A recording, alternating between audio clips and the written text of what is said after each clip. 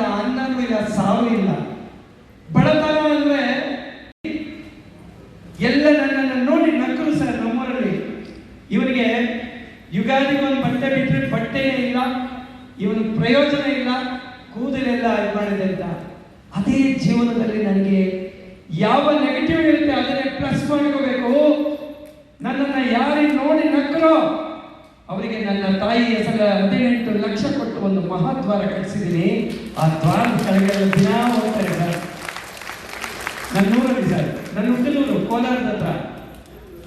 ಕೋಲಾರದ ಸುಗಟೂರು ಎಷ್ಟು ಜನ ಗೊತ್ತು? ಕೋಲಾರ ಹೋಗಿದ್ದೀರಾ? ಆ ರೋಡಲ್ಲಿ ಹೋಗಿದ್ದೀರಾ? ಚಿಂತಾಮಣಿ ರೋಡು, ಅಲ್ಲೊಂದು ಮಹಾದ್ವಾರ ಇದೆ ನೋಡಿ, ಗೋರಾಮ ಸ್ವಾಮಿ ಅಂತ ಹಾಕಿದ್ದಾರೆ ಬೋರ್ಡ್. ನೋಡಿದ್ದೀರಾ ಸರ್?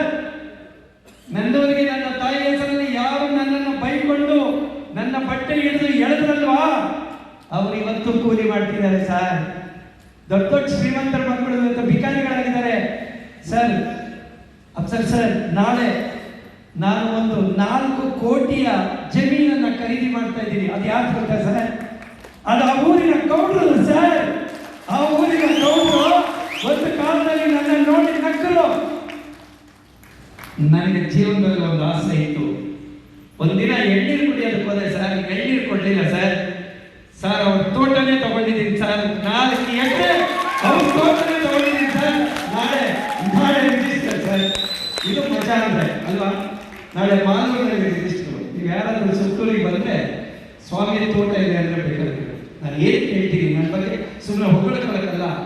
ಒಬ್ಬ ಕಾಲಿಗೆ ಚಪ್ಪಲಿ ಇರೋದವನು, ಒಂದು ಶರ್ಟ್ ಹಾಕದೇ ಇರೋನು ಹೊರಗಡೆ ನಮ್ಮಲ್ಲಿ ನಿಮಗೆ ಗೊತ್ತು 45 ಲಕ್ಷ ಕೊಟ್ಟು ನನ್ನ ತಾಯಿ ಹೆಸರಲ್ಲಿ ಒಂದು ನಮ್ಮ ದೇವರಿಗೆ ರಾಮನಿಗೆ ರಥ ಮಾಡಿಸಿದ್ದೇನೆ. ಅದೇ ಊರಲ್ಲಿ 21 ವರ್ಷದಿಂದ ಉಚಿತವಾಗಿ ಮ್ಯೂಸಿಕಲ್ ಪ್ರೋಗ್ರಾಮ್ಸ್ 10 ಲಕ್ಷ ಖರ್ಚಾಗುತ್ತೆ. 21 ವರ್ಷದಿಂದ ಮಾಡ್ತಾ ಇದ್ದೀನಿ ನನ್ನ ತಾಯಿ ಹೆಸರಲ್ಲಿ. ಯಾಕಂದ್ರೆ ಇವತ್ತು ನಾನು ಅಪ್ಸರ ಸರ್ ಅಷ್ಟೇ, ನಮ್ಮಿಬ್ಬರಿಗೂ ಅಮ್ಮ ಅಂದ್ರೆ ದೇವರು. ಅಲ್ಲ ಬೇರೆ ಅಲ್ಲ, ಅಮ್ಮ ಬೇರೆ ಅಲ್ಲ, ರಾಮ ಬೇರೆ ಅಲ್ಲ, ತಾಯಿ ಬೇರೆ ಅಲ್ಲ. ನಾವು ತಾಯಿಗಾಗಿ ಬದುಕಿದ್ದೇವೆ.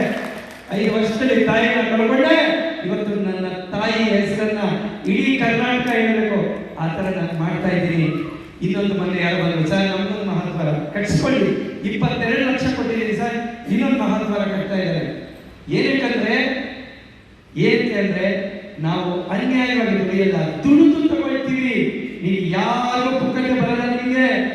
ಸರ್ ಹೇಳಿದಾಗೆ ನಮ್ಮ ಮನಸ್ಸು, ನಿಮ್ಮ ಆಲೋಚನೆ ಬದಲು ಮಾಡಿ. ಎಲ್ಲ ನಗ್ತಾರೆ ಮೊದಲು. ಈಗ ಹಣ ಇರುವುದನ್ನು ಜಗದಲ್ಲಿ ಅಣ್ಣ ಎನ್ನುತ್ತಾರೆ. ಅಕ್ಕೋರು ಬರಬೇಕು, ಅಕ್ಕೋರು ಬನ್ನಿ, ಅಕ್ಕೋರು. ಹೌದಾ ಇಲ್ವಾ? ಹಣ ಇದ್ರೆ ಅಕ್ಕ ಅಂತಾರೆ ಸರ್. ಹಳ್ಳಿಗೆ ಅಕ್ಕೋರು ಬರಬೇಕು, ಹಿಂಗೆ ಹೋಗ್ತಾರೆ. ಹಣ ಇರುವುದನ್ನು ಅಣ್ಣ ಎನ್ನುತ್ತಾರೆ. ಈಗ ನಮ್ಮೂರಲ್ಲಿ ನನ್ನೆಲ್ಲ ಬಟ್ಟೆ ಹಿಡಿದು ಎಲ್ಲರೆಲ್ಲ ಅಣ್ಣ ಚೆನ್ನಾಗಿದೆ ಅಣ್ಣ, ಅದೇ ಹಬ್ಬ ಬಂತಣ್ಣ, ಎಷ್ಟು ಬೇಕೋ ಇದು ನಮ್ದಲ್ಪ. ಈಗ ಏನಿದೆ ಮಜಾ ಅಂದ್ರೆ ಇದೊಂಥರ ಮಜಾ ಅಲ್ವಾ? ನನ್ನ ನೋಡಿ ನಕ್ಕವರೆಲ್ಲ ನನ್ನ ಬಾಲ್ಭಾಗದ ಕೆಳಗೆ ಓಡಾಡಿಸ್ತಿದ್ದೀನಿ. ಈಗ ದಿನ ಬೆಳಗಾದ್ರೆ ಅವರು ನನ್ನ ಮಗನ ಬೋರ್ಡ್ ಯಾವತ್ತಿ ತಕ್ಕ ಅನ್ಸುತ್ತೆ ಅವ್ರಿಗೆ. ಏನಂತಂದ್ರೆ ಅದೇ ನಿಮ್ಗೊಂದು ಮಾತು ಹೇಳಿ, ಈಗ ಕೆಲವರು ಗೊತ್ತಿರಲ್ಲ. ರಾವಣ ಗೊತ್ತಲ್ಲ? ರಾವಣ ತುಂಬಾ ಮೆರೀತಿದ್ದಂತೆ. ಯಾರೋ ಹೇಳ್ಕೊಟ್ರಂತೆ, ದೇವಾಲಿ ದೇವತೆಗಳೆಲ್ಲ ಮೆಟ್ಲು ಮಾಡ್ಕೊಂಡಿದ್ದಂತೆ ಸರ್. ಹತ್ತೋಗ್ಬೇಕಾದ್ರೆ ಅವ್ರ ಮೇಲೆ ಹತ್ತೋಗೋದು. ಈಗ ಬೋರ್ಲ್ ಹಾಕಿದ್ರಂತೆ. ಯಾರೋ ಹೇಳ್ಕೊಟ್ರಂತೆ, ಏನಯ್ಯ ಬೋರ್ಲ್ ಹಾಕಿದ್ಯಾ, ಎದೆ ಮೇಲೆ ನಡಿಬೇಕು ಅಂತ. ಅವ್ರಿಗೆ ಅದರಲ್ಲಿ ಎಂತ ಐಡಿಯಾ ಇದು ಅಂತೇಳಿ ಎಲ್ಲ ಉಲ್ಟಾ ಮಾಡಿ ಅವ್ರು ಎದೆ ಮೇಲೆ ನೋಡ್ಕೊಂಡು ಹೋಗ್ತಿದ್ದಂತೆ. ಆದ್ರೆ ಕೀರ್ತಿ ಶನಿ ತಲೆಗೆ ಇರ್ತಂತೆ. ಅವಾಗ ಸತ್ತು ಹೋಗುತ್ತೆ ಸರ್. ನಮ್ಮಲ್ಲಿ ಎಲ್ಲರೂ ರಾವಣ ಇರ್ತಾರೆ, ರಾಮ ಇರ್ತಾರೆ, ಪ್ರತಿಯೊಬ್ಬರು ನಾವೆಲ್ಲ ಇರ್ತಾರೆ.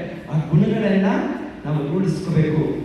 ಯಾವ ಮನುಷ್ಯ ಚಾಲೆಂಜ್ ತಗೊಳ್ತಾನೆ ಅವನು ನಂತರ ಆಗ್ತಾನೆ. ನೆನಪಿಸ್ಕೊಳ್ಳಿ.